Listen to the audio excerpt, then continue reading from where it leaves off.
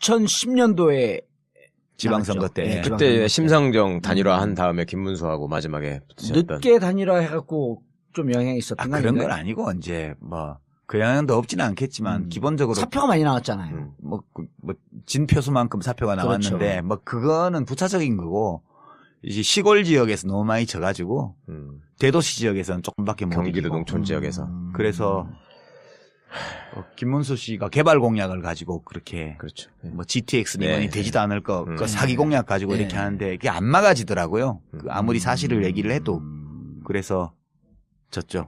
그때 저는 토론하실 때 인상적인 장면이 유 작가님이 그때 김문수 후보하고 상대 토론하면서 그 얘기를 하셨어요. 내가 어릴 때부터 우리가 잘 알지 않느냐. 그런 얘기 하면서 김문수 지사하고? 김문수 씨한테 내가 아는 김문수라는 사람이 저 한나라당 같은 당에 들어가가지고 그 안에서 살기가 편하지 않았을 텐데 되게 힘들었을 텐데 어떻게 견디는지 모르겠다. 이거를 말씀을 하셨는데 사실은 그 말씀에 녹아있는 얘기들이 저는 되게 이게 느껴졌었거든요. 근데 솔직히 그러니까 김문수 씨가 그때 답을 뭐라고 받았냐면요. 별로 할 말이 없으니까 갑자기 자기 개인적인 인연을 얘기하면서 유 작가님 동생 유시주 선생이 있거든요. 예. 그 양반을 얘기하면서 내가 거기도 가깝고 뭐 같이 감방 갔을 때 뭐 누가 또 같이 면회도 했고 뭐 이런 식의 옛날 추억으로 그냥 묻어가려고 하는 식으로 대충 넘어갔는데 그거 누가 물어봤어? 아니 그러니까 네. 달리 변명할 게 없으니까 뭐 우리가 사실은 뭐 같은 생각을 하면서 친한 사이 아니었냐 나를 너무 까지 말라라는 식으로 방어막을 치는 것처럼 보였어요. 네. 그런데 김문수 같은 사람 보면 무슨 생각이 드세요? 저는? 아니 지금 거기가 있어 이제 그 양반 소속구가 제일 그 부러워해. 그 양반이 제일 부러워하는 사람 소속구예요. 김문수 전 지사 같은 경우는 이제 정치 이론이나 어떤 도덕 이론 가지고는 해석이 안 불가능하고요. 되잖아요. 네. 신경생리학적인 해석밖에 안 남아 있어요. 전두엽에서 무슨 일이 벌어진 거야. 아니 그거 말고는 해석할 길이 없어요. 우리가 보통 어떤 사람이 젊었을 때와 전혀 다른 행동을 할 때 변절했다 뭐 네. 어쨌다 네. 비난을 하잖아요. 근데 그게 아닌 것 같아. 그냥 그거는 김문수 씨 자신도 어떻게 할 수 없는 것 같아.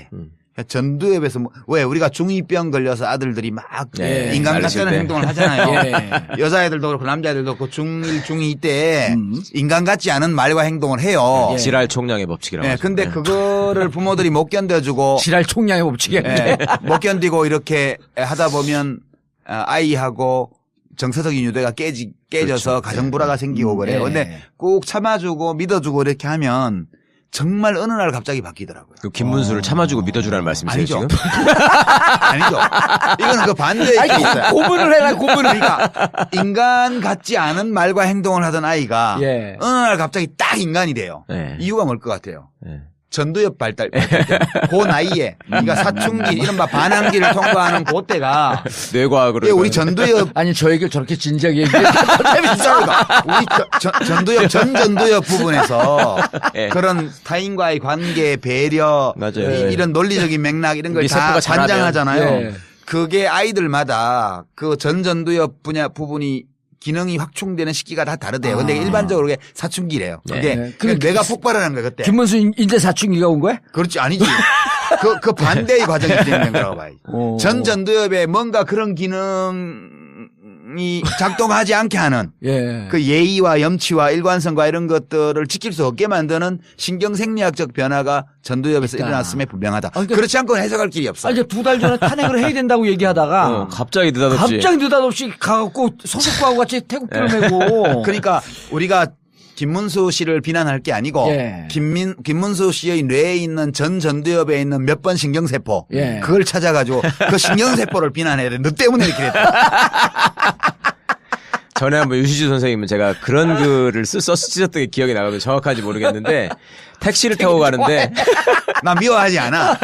이해해요. 그 신경계통 그걸만 미워해. 네, 그거는 김문수라는 인격체도 어떻게 할 수 없는 변화예요. 이게 자기 자신도 좋아서 하는 게 아니야. 그냥 그렇게 되는 거예요. 그래서 우리가 그거를 그 20대 때 30대 때의 김문수하고 비교해서 그 사람을 비난하는 거는 굉장히 그건 부당한 거예요. 그 비난하는 사람이 잘못한 거라고. 그렇지. 그 예. 지금 있는 김문수 씨를 그대로 봐주자고 우리가. 서석구 씨도 그대로 봐주잖아. 아니, 그분도 이게 전두엽에 문제가 생겼지 그 옛날에 판사할 때는 청와대에 계신 분.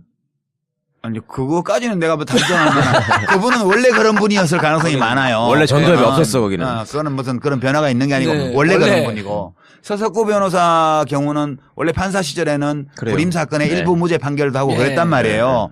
그때만 해도 전두엽에 문제가 없었어? 그때의 서석구 판사와 지금의 대통령 대리인단의 서석구 변호사를 같은 인물로 우리가 같은 자아로 규정을 하고 변질을 비난하면 안 된다고요. 그건 서로 다른 자아예요. 그냥 이름표가 같은 거지. 아니, 자아가 변하지 않는 사람도 많이 있으니까. 우리 김기춘 같은 사람도 있고. 그건 운이 좋은 거지. 전전도협에 아무 일이 안 생기고 지금까지 오고 있는 거 20대 때부터 지금까지 꾸준히 나쁜 짓만 하면서. 여기 봉도사도 마찬가지예요. 전 전두엽이 전혀 봉도사는 철이 죽을 때까지 안 들 거야. 계속 갈 거야. 그 우리 부모님이 포항제철에 넣고 싶어 했어요. 철 좀 들으라고. 아, 이것도 아재 개근데, 씨.